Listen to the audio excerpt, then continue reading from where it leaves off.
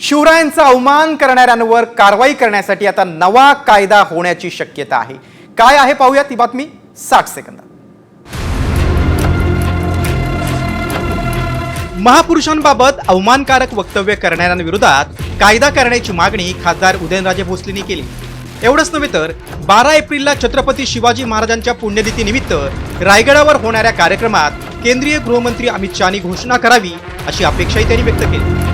शिवाजी महाराजांच्या पुण्यतिथीनिमित्त गृहमंत्री अमित शहा आणि महाराष्ट्राचे मुख्यमंत्री देवेंद्र फडणवीस किल्ले रायगडावर जाणार आहेत। नाही, माझी म्हणतो म्हणजे मी लोकांची जनतेची अशी जी मागणी आहे ती त्यांनी त्या रायगड ही छत्रपती शिवाजी महाराजांची राजधानी आणि त्या राजधानीवरनं घोषणा होणं या सगळ्या बाबींची त्याला एक आगळं वेगळं महत्त्व प्राप्त होतं।